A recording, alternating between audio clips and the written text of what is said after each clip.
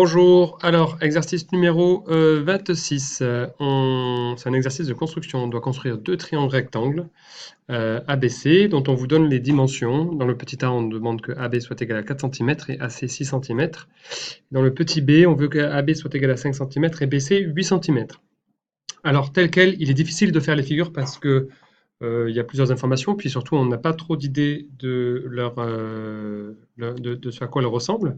Donc, il est toujours conseillé dans ce genre d'exercice, quand vous n'avez pas de figure pré-représentée dans l'exercice, de faire un schéma à main levée.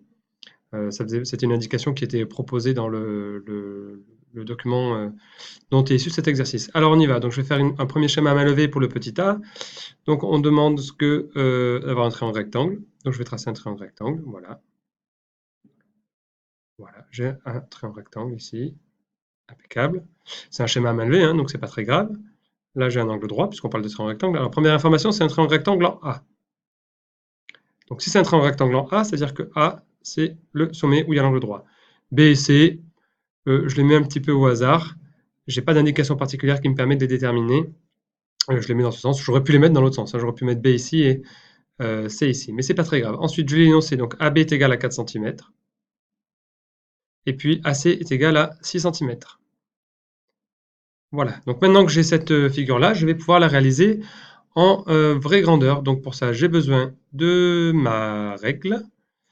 Alors on y va avec la règle. Donc je place ma règle pour tracer un segment de 6 cm. Donc c'est parti, 6 cm, je me mets ici. Voilà. Ensuite, j'ai besoin de mon équerre pour tracer le côté AB. Donc j'ai besoin de placer, hop là, j'ai besoin de tourner mon équerre de telle sorte à pouvoir placer un angle droit ici. Voilà. Donc je vais tracer un segment. Alors je ne sais pas exactement combien il mesure pour le moment, mais c'est pas grave, je vais utiliser ma règle pour le mesurer. Et ici, j'ai besoin donc d'avoir 4 cm. Et je vais pouvoir placer le point, du coup, le point B, il est donc ici. Voilà, donc, je vais le replacer parce que ça n'a pas marché. Le point B, il est ici.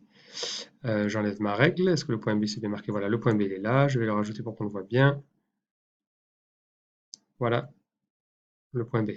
Ici, j'ai le point A. Et ici, j'ai donc le point C. Et donc maintenant, il me reste juste à fermer mon triangle pour pouvoir le tracer correctement.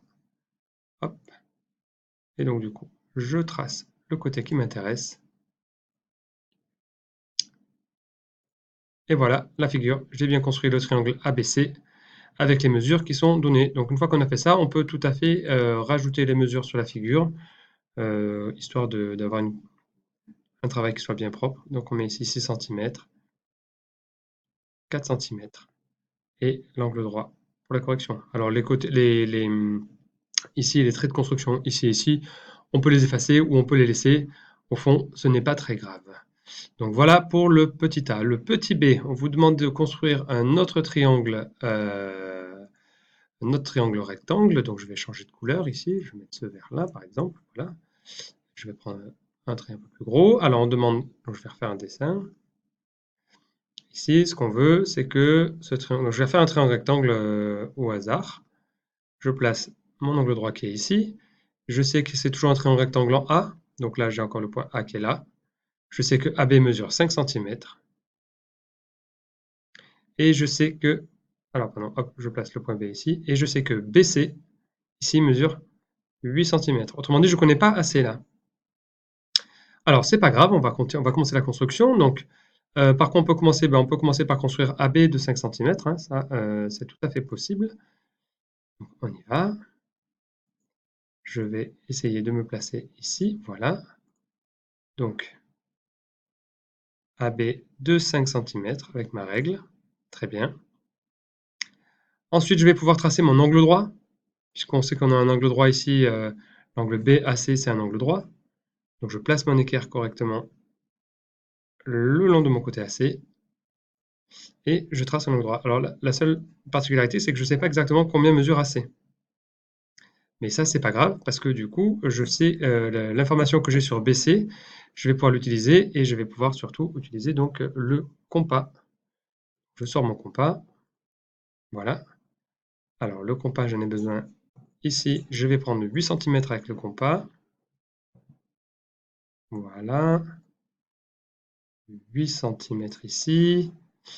Hop, j'enlève ma règle. Je mets mon compas ici au sommet du segment qui m'intéresse.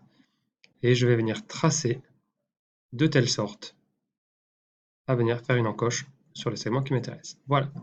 Et donc maintenant, je viens fermer la figure. Voilà, impeccable. Et je place le nom des points qui m'intéressent, donc à savoir, je vais mettre en noir, pardon, hop. Ici, on a A, B et C. Je peux coder la figure. Ici, j'ai 5 cm. Ici, j'ai 8 cm. Et voilà donc pour l'exercice numéro 26.